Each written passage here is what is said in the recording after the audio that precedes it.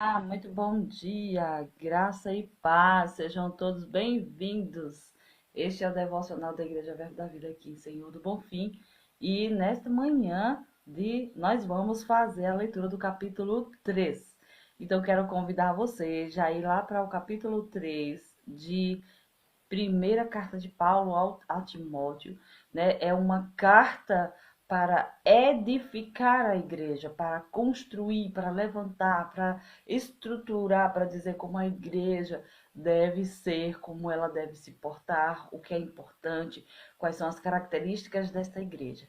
E nós vamos aprender com todas essas instruções, de modo que seremos ricamente abençoados e vamos também instruir outras pessoas, né? Então, Paulo escreve para isso. E nós vamos agradecer a Deus. Pai, eu te dou graças no nome de Jesus, Senhor, por este estudo, por esta leitura, por esta palavra. Ela é a verdade e nela nós firmamos a nossa fé. Nós ancoramos a nossa alma nela, dizendo que ela é a verdade que nos conduz, é a verdade que nos sustenta, é a verdade que nos orienta.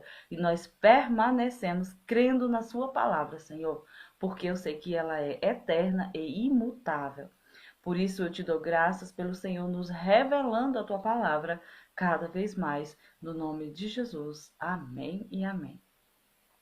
Sejam todos bem-vindos, vocês que querem fazer, que estão fazendo a leitura juntamente comigo, né? Nós estamos vendo o capítulo 3, aquilo que é muito importante, que Paulo considera como essencial para a igreja, né? A Natália, para que a igreja? Veja, gente, quando a gente fala igreja, o meu desejo é que todos nós venhamos a compreender que eu estou falando dos crentes, os cristãos, os salvos, aqueles que creem em Jesus. Todos nós que cremos em Jesus, que fomos alcançados pela sua graça, nós formamos a igreja, o corpo de Cristo, aquela igreja que ele vem buscar, né, quando chegar o tempo certo de todas as coisas. Então, quando eu falar, essa é uma carta para estruturar, para edificar a igreja, eu estou falando da igreja, eu e você. Mas você não é igreja, você faz parte da igreja. Você sozinho não é uma igreja, porque tem gente que diz: "Ah, eu não vou para a igreja porque a igreja sou eu". Certo, gente, quando nós somos membros do corpo de Cristo, veja, você é um membro, você não é o corpo todo. Então você sozinho não faz a igreja. A igreja somos nós juntos. Veja, a igreja não é eu sou igreja. Não, você é um membro da igreja. Então, quando você, igreja, quando você é salvo, você sim foi chamado para fazer parte da família de Deus. Veja, uma família. Não é para ficar sozinho. Deus não colocou ninguém e aí você acha que Jesus ia salvar uma pessoa para dizer: ó, você não precisa congregar, não, fique sozinho aí. Não. Ele disse que era para a gente estar juntos. Então, juntos nós formamos a igreja de Jesus. Amém? A igreja, o corpo de Cristo. Então, quando eu digo que a igreja, essa carta é a carta para edificar a igreja, é para, veja, dar um direcionamento, para dar instruções sobre como nós, como igreja, precisamos nos portar. É uma carta que é direcionada a um jovem pastor, né? E ele está trazendo instruções para os pastores também. Ah, Natália, então ele não estava dizendo que não era para as mulheres falar? Não. Ele estava dizendo que as mulheres deveriam aprender, na hora do culto, ficar em silêncio. Por quê? Tanto as mulheres quanto os homens. Mas por que ele deu essa instrução para as mulheres? Porque elas estavam fazendo barulho. Elas estavam interrompendo o culto, falando com seus maridos, dando ordem aos maridos. E ele vem dizendo como é que essas mulheres devem se portar. Vamos ver no capítulo 3 o que é que ele orienta? Vamos ler comigo? Olha aqui, ó. 1 Timóteo capítulo 3, do 1 até o 16. Nós vamos ler agora, diz assim: é uma afirmação verdadeira que, se um homem deseja ser bispo, ou ser pastor, ou ser, né, um ministério, tem uma boa ambição. Vou voltar para a NVT, né? Na NVT diz assim, deixa eu voltar para lá. Ah, então eu acho que eu vou abrir a Almeida Revista e Atualizada. Aqui, pronto. Vamos ver como é que na Almeida, que eu acho que vocês, a maioria das Bíblias de vocês são da Almeida, né? Diz assim: as qualificações dos bispos e dos diáconos. Veja que a palavra bispo é pastor, líder, né? Vamos dizer assim. Pode ser pastor também, porque antes quem pastoreava eram os bispos. Hoje nós também temos bispos? Temos, mas é um nome que se dá para a liderança da igreja, que no caso é o pastor. Vocês entendem? Ele diz assim: como é que se deve ver, escolher um pastor ou um diácono? Vamos lá, diz assim: ó, fiel é a palavra. Dois pontos. Se alguém aspira ou deseja ao episcopado, excelente obra almeja. Se você deseja uma carreira pastoral, se você deseja ser pastor, você deseja uma excelente obra. É uma grande coisa, é uma bênção. Aí ele diz aqui o que é necessário para ser um pastor.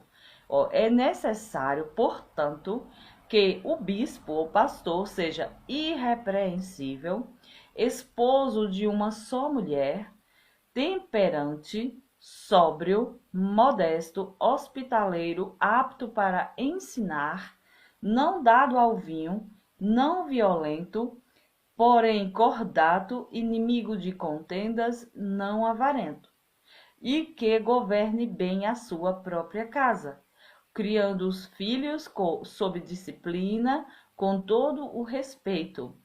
Pois se alguém não sabe governar a própria casa, como cuidará da igreja de Deus?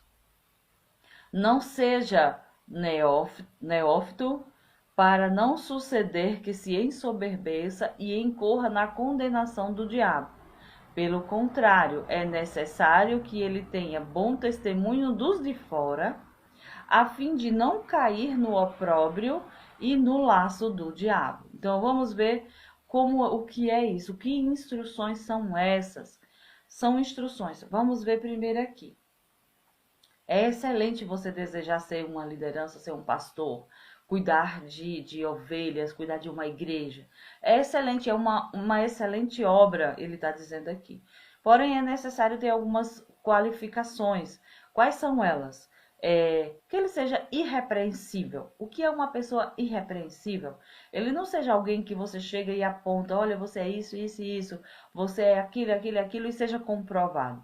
Não, você precisa ser irrepreensível, ter uma vida bem conduzida. Já imaginou o pastor? Ele não pode ser alguém que qualquer pessoa chegue e diga: aquilo ali não presta, aquilo ali não vale nada, aquilo ali isso, aquilo ali. Outro dia ele fez aquilo, aquilo e aquilo em outro lugar. E ele é uma pessoa repreensível. Mas ele está dizendo que é necessário que seja alguém irrepreensível, que não tenha o que se repreender, né? Então, veja, ele tem que ser esposo de uma só mulher. Tem gente que confunde, diz que, se eu me casei e separei e agora estou casada com outra, então eu não tenho uma mulher só. Não, gente, ele tem que estar casado e tem que ter uma mulher só, porque tem outros que querem ter mais de uma, né? Mas não é, tem que ter uma mulher só. Ele precisa ser temperante, ou seja, ele tem que ser alguém que tem domínio, né? Temperança é uma característica do domínio próprio. Tem alguém que tem controle, não é alguém que vive brigando, por exemplo, aqui, ó. Temperante, né? Alguém que tem controle das suas emoções, que não vive explodindo de raiva, que não vive por aí brigando com todo mundo, né? Sóbrio quer dizer o quê? Alguém que não vive dado às bebedeiras, alguém que tem lucidez, é alguém que está claro, que tem a sua mente sob controle, né? Modesto, tá falando de simplicidade. Modéstia é uma simplicidade, é alguém que é simples, que é humilde. Tô falando de humilde no caráter e não gente que é pobre. Tem gente que associa modéstia e humildade com pobreza. Nada a ver, né, gente? Nada a ver. Alguém que é humilde e que é modesto é alguém que é simples, alguém que é de fácil acesso, alguém com quem você consegue conversar. Por gente que é soberbo, você nem consegue conversar, ele nem recebe, nem olha as pessoas, não é? Então, o que é que se espera de um pastor? Que ele seja humilde, que ele seja modesto, que ele seja alguém simples, de fácil acesso, de fácil fala, fácil de se conversar, né? E diz assim: hospitaleiro. O que é hospitaleiro? Alguém que recebe pessoas em sua casa, né? Alguém que acolhe aqueles que precisam de hospedagem, por exemplo. Aqui na nossa casa mesmo nós temos muito isso. Há pessoas que precisam dormir aqui, estão passando por aqui, a gente hospeda. A gente não vive com a casa cheia também, porque não dá, mas a gente pratica muito a hospitalidade. Apto para ensinar, um pastor, ele tem que ter habilidade para ensinar. Porque se ele precisa passar, né? Se ele precisa alimentar o rebanho de Deus com as palavras de Deus, então tem que ser alguém que seja apto para ensinar. Não dado ao vinho, ou seja, alguém que não vive de bebedeira, né? Se entregando ao vinho. Não violento, porém cordato, inimigo de contendas e não avarento. O que é o avarento? É aquele que pensa em dinheiro, que só pensa em enriquecer, que só pensa em coisas, né? Mas que seja alguém que seja bom com pessoas, que vá cuidar de pessoas. E que governe bem a sua própria casa, criando os filhos debaixo da disciplina do Senhor, com todo o respeito. Veja, que respeita os filhos, que instrua os filhos, que conduz a sua casa, que administre a sua casa, que tenha a sua casa em ordem, para que as pessoas possam dizer: não, esse aqui administra a sua casa. Ele cuida das coisas, ele cuida das coisas que Deus colocou debaixo da responsabilidade dele. Porque, olha o parênteses aqui, você vê um parênteses aí no 5? Pois, se alguém não sabe governar a própria casa, como cuidará da igreja de Deus? Então, veja que é um critério que vem inicialmente ser cuidadoso com a casa, né, com a sua própria casa, porque assim ele vai saber cuidar da igreja de Deus. E o Senhor, ele é capaz, ele é fiel de ajudar essa pessoa a ir se melhorando cada vez mais. Amém? Não seja neófito. O que é o neófito, gente? O neófito é aquele que é novinho, aquele novo na fé. Neófito é uma palavra para filho, filhote, tipo recém-nascido. Então, veja, não é que você nasceu hoje, né? Se converteu hoje e daqui um mês você já está pastoreando. Não, gente, não pode, porque senão, sabe o que vai acontecer? Ele pode se ensoberbecer. Porque uma pessoa neófita, uma pessoa ainda nova na fé, ela acha que sabe, ela vai achar: não, eu sei, eu já sei, eu consigo e tal. Sabe os nossos filhos que a gente que diz que sabe das coisas e a gente sabe que eles não sabem? Não, mãe, pode deixar, eu já consigo, já sei fazer tal coisa. E isso seria um perigo, porque se um pastor, ele for neófito, for novo na fé, novo na caminhada, ou novo de idade mesmo, sabe o que vai acontecer? Se você colocar ele como liderança numa igreja para pastorear um rebanho, ele pode, não é que ele vai, ele diz assim: para não suceder que se ensoberbeça e incorra na condenação do diabo. E ele não precisa ser lançado no ministério assim logo de cara. Ele precisa servir na igreja, precisa ser treinado, precisa ser acompanhado, ensinado, orientado por alguém mais experiente. E quando chegar o tempo certo, essa pessoa pode ir cumprir aquilo que Deus já tem para ele. Pelo contrário, é necessário que ele tenha um bom testemunho dos de fora, a fim de não cair no opróbrio e no laço do diabo. O que é o opróbrio? É a vergonha, para não cair em vergonha. A gente ouve muito histórias de pessoas que cometem erros grosseiros, porque talvez não teve esse cuidado, esse critério. Porque tem gente que quando descobre uma chamada pastoral, ela quer ir logo pastorear, quer ir logo fazer, não quer esperar o tempo, não quer, sabe, amadurecer, se fortalecer, ela já quer cair para dentro no campo. E aí muitas vezes incorre em erros graves, e aqui fala na vergonha vai ter, e também vira, cai facilmente nos laços do diabo. Então é muito necessária essas instruções para que as pessoas avancem para o chamado que Deus tem para elas, mas de forma segura, de forma tranquila, de forma organizada e sem muito tropeço, né? Oi, Vitorinha, seja muito bem-vinda, viu? Nós estamos fazendo o capítulo 3, que ontem eu não consegui fazer e eu tô atualizando, tá bom? E estamos vendo quais são as instruções para os pastores e também para os diáconos. Aí no 8 ele diz assim: semelhantemente, quanto a diáconos, é necessário que sejam respeitáveis de uma só palavra, não inclinados a muito vinho, não cobiçosos de sórdida ganância, conservando o ministério da fé com a consciência limpa. Também estes sejam primeiramente experimentados e se mostrarem irrepreensíveis se mostrarem irrepreensíveis, exerçam o diaconato. Da mesma sorte quanto a mulheres, é necessário que sejam elas respeitáveis, não maldizentes, temperantes e fiéis em tudo. O diácono seja marido de uma só mulher e governe bem seus filhos e a própria casa, pois os que desempenharem bem o diaconato alcançam para si mesmos justa proeminência e muita intrepidez na fé em Cristo Jesus. Então, olha só, o que é que o diácono precisa, gente? Se você quer exercer um trabalho de diaconato, o diaconato ele precisa ser escolhido com cuidado também, pessoas, né? Para exercer esse ministério. Ele diz que é necessário que eles sejam respeitáveis de uma só palavra. Como assim uma só palavra? Que eles digam sim quando é sim e não quando é não. Você vem? Vou, pastor. Então, essa pessoa tem uma só palavra. Ela diz que vai e ela vai. Ela diz que vai fazer e ela faz. Ela diz que vai assumir aquela responsabilidade e ela assume. Não é verdade? Então, essa pessoa, como diácono, tem que ser de uma só palavra. Não inclinados ao vinho, a muito vinho, tá dizendo aqui.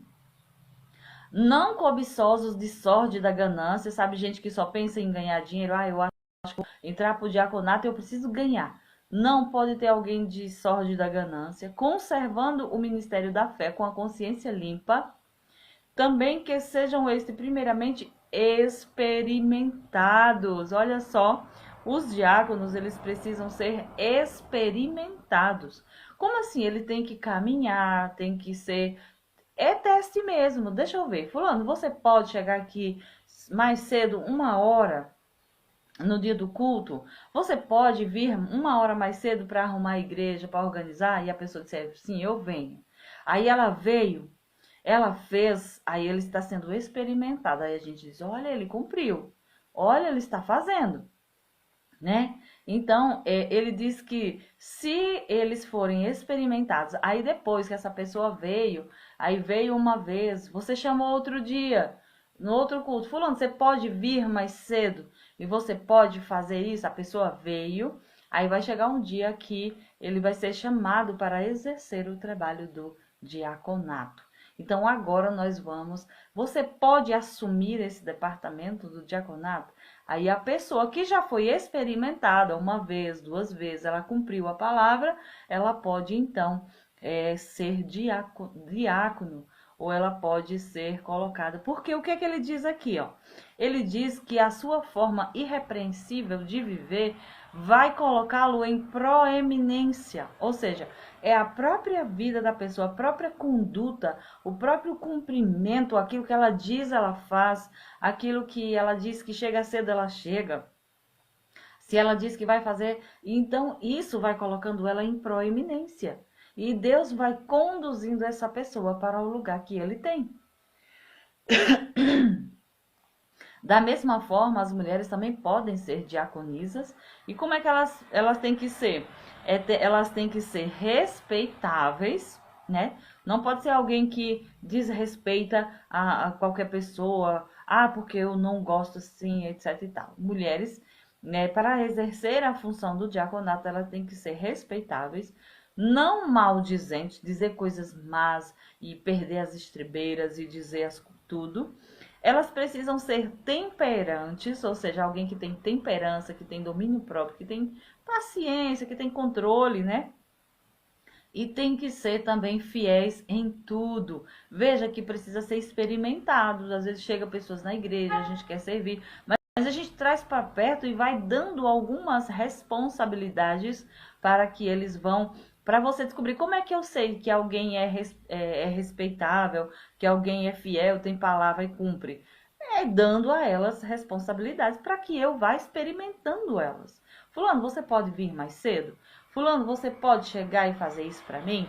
Você pode tal dia ajudar nisso, naquilo? Se essa pessoa, nessa experimentação, ela vai se colocando disposta, ela cumpre, ela diz que vem e vem, então eu vou observando. Olha só, ele disse que vinha e veio, né? Ela disse que ia fazer e fez excelente. E essa pessoa se submete, você vai experimentando, essa pessoa vai se adequando, então você chama para o diaconato. Você chama e diz, não, essa pessoa pode assumir o diaconato.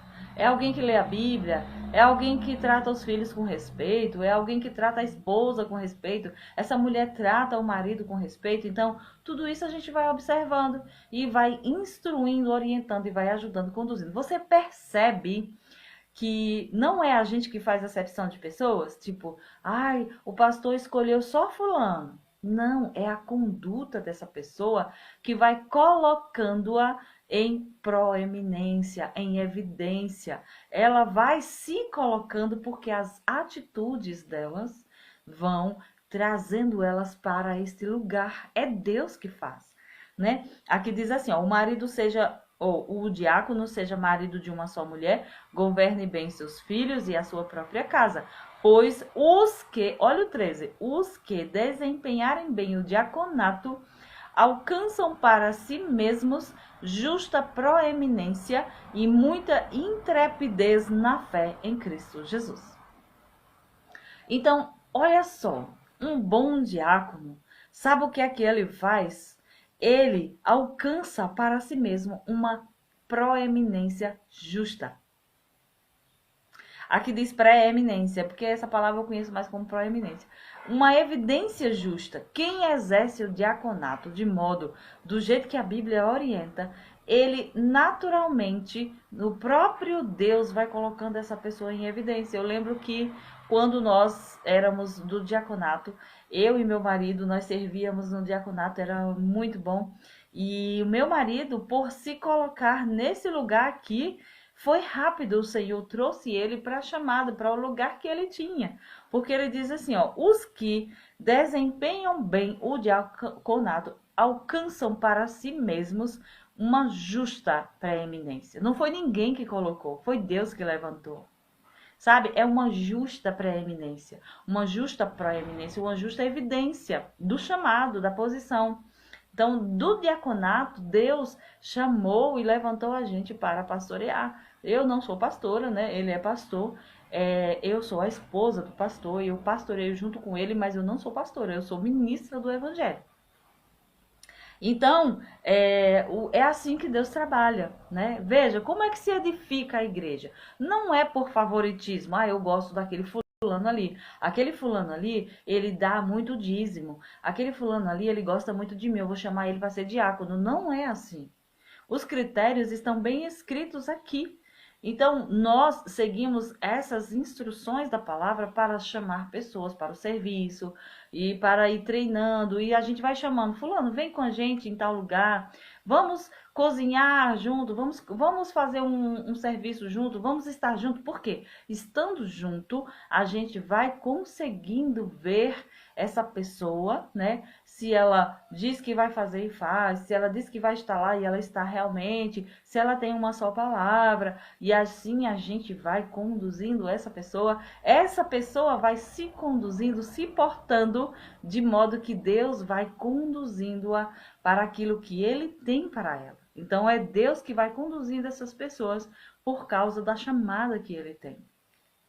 E o nosso trabalho é edificar essas pessoas. né? O nosso trabalho não é abafar o chamado de ninguém, mas é de trazê-la para a evidência, de trazê-la para um ambiente onde ela possa cumprir aquilo que Deus espera que ela cumpra. Amém? Aqui dando continuidade, a Igreja de Deus é coluna e baluarte da verdade, o grande mistério da piedade. Gente, eu amo esse termo, ó, a Igreja de Deus é coluna e baluarte da verdade.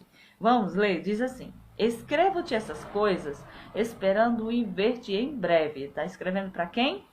E Paulo está escrevendo para um jovem pastor, Timóteo. Aí ele diz assim: para que, se eu tardar, fique ciente de como se deve proceder na casa de Deus, que é a igreja do Deus vivo, coluna e baluarte da verdade. Gente, Paulo escreve de modo maravilhoso. Ele diz assim: Timóteo, eu desejo ir te ver em breve. Mas se eu tardar, eu vou mandar essa carta, porque se eu demorar a ir, você já vai saber como se deve proceder na casa de Deus. E a casa de Deus é o quê? A igreja, coluna e baluarte da verdade. Então, como é, gente, que a gente se porta? Todo lugar tem regras, regras da casa. Então, Deus não vai ter uma casa e vai ter sem ordem e vai ser desorganizado. Não, tem hierarquia, tem estrutura, tem que ter obediência, tem que ter regras, sim. Porque Deus é um Deus organizado. Eu não gostava, no mundo eu não gostava de regra, mas na igreja eu amo que tenha regras. Eu amo trabalhar porque Jesus me alcançou. Ele tirou aquele espírito que resistia às regras. Ele tirou aquela natureza velha, contaminada com os padrões do mundo e me deu uma estrutura nova. Então eu sei que regras são bênçãos, que regras são cuidado de Deus com a gente. Mas no mundo a gente não gosta de regra. Inclusive, quando a gente chega na igreja, a gente quer questionar um monte de coisa. Porque a gente não entende. A gente vinha com a nossa cabecinha de lá do mundo e a gente precisa renovar o nosso entendimento pela palavra de Deus. Porque agora Deus vai dizer: filha, aqui tem regra. Se você é filho, deixa eu te dizer, ó, aqui tem que obedecer, aqui tem que se submeter, aqui tem isso. E isso é maravilhoso porque é cuidado de Deus. Tanto é que, se aqui na igreja eu não obedecer às regras, mostra que eu não nasci de novo. Não é verdade? Porque quem é obediente ama as regras, obedece às regras, sabendo que é cuidado de Deus para conosco. Aqui diz assim, no 16: evidentemente, grande é o mistério da piedade. Aquele que foi manifestado na carne foi justificado em espírito, contemplado por anjos, pregado entre os gentios, crido no mundo, recebido na glória. Olha a trajetória de Jesus. Ele diz assim: aquele que foi manifestado na carne. Jesus veio em carne? Sim. Ele nasceu como homem aqui? Sim. Jesus se fez homem e nasceu aqui. Então, ele foi manifestado na carne. Sim, ele não era um espírito andando aqui, ele era um homem de verdade que tem carne e osso como eu e como você. Então, ele foi manifestado na carne, foi justificado em espírito, né? Ele obedeceu ao Pai, cumpriu as justas exigências que Deus deu para ele, ele cumpriu, foi justificado no espírito, contemplado pelos anjos, os anjos servindo ele, os anjos contemplaram, os anjos ajudaram e foi contemplado pelos anjos, pregado entre os gentios, né? Olha, foi anunciado aos gentios que nunca tinha sido isso, porque os gentios não ouviam a respeito de Deus, era um povo distante, ninguém falava, os gentios nem sabiam da existência de Deus, mas ele foi anunciado, pregado aos gentios, crido no mundo, o mundo creu nele e foi recebido na glória. Então ele saiu da glória, entrou no mundo, pregou a palavra, fez a obra, anunciou, formou um grupo e depois voltou para a glória. Então ele está lá agora, né, sentado do lado direito de Deus, na glória, intercedendo por mim, intercedendo por você, cuidando da igreja, edificando todos nós. Jesus está realizando tudo isso e ele fez essa trajetória toda, né? Ele veio de lá, Ele entrou no mundo, pregou, salvou a humanidade, se entregou e agora ele voltou e está sentado lá cuidando de nós, a igreja, que é coluna e baluarte da verdade. E onde é que está a verdade? A verdade está em Jesus. E nós, como igreja de Jesus Cristo, nós somos a coluna dessa verdade. Quando falo igreja, eu só lembro do prédio da igreja. Mas é na igreja, no prédio, onde a igreja se reúne. Por isso que chama igreja também. O prédio da igreja tal. O povo não diz? O prédio da igreja Verbo da Vida, o prédio da igreja Assembleia de Deus. É onde a igreja, o povo de Deus se reúne. É naquele lugar. Então, veja, nós, igreja, somos coluna e baluarte da verdade. Então, Jesus Cristo está edificando a nossa vida e essas instruções, elas são muito poderosas. Você gostou de quê? Você gostou de entender o quê? Você já sabia de todas essas coisas? Você já conhecia quais eram as instruções para o ministério? Como é que se escolhe um pastor? Como é que se escolhe um diácono? Você já observou isso? Você já tinha prestado atenção? Então, todas essas instruções, elas são muito importantes para nós. Por quê? Porque a gente precisa saber que Deus se importa com critérios. Olha, para escolher um diácono, né, para escolher um pastor, na verdade são as pessoas que vão se conduzindo através da sua postura, da sua fala, do seu modo de viver, do seu modo de se portar, não é verdade? Então, eu amo essas instruções, amo o livro de Timóteo, porque trazem instruções muito importantes para nós como igreja.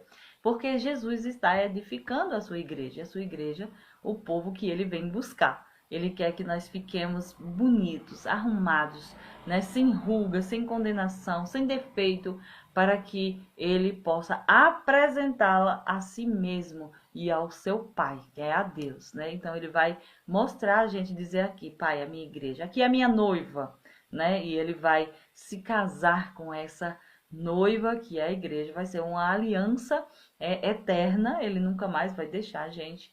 E nós amamos tudo isso, nós nos alegramos com esse plano perfeito de Deus, não é isso? Então, que você seja também fortalecido, edificado, sabendo que Cristo está edificando a igreja, que é muito bom ser a igreja, que é muito bom fazer parte desse povo cuidado pelo próprio Senhor Jesus, né? Então, que você seja fortalecido, que você seja edificado através dessa leitura, desse entendimento e que você permaneça firme no caminho do Senhor. E se você ainda não fez uma aliança com o Senhor Jesus, você que está vendo o vídeo, você pode entender que é possível você se tornar esse povo apenas crendo no Senhor Jesus, aceitando tudo aquilo que Deus fez através dele, que foi para salvar a mim e a você. Então você pode entregar a sua vida para ele e agora você também fazer parte da família de Deus, fazer parte desse povo.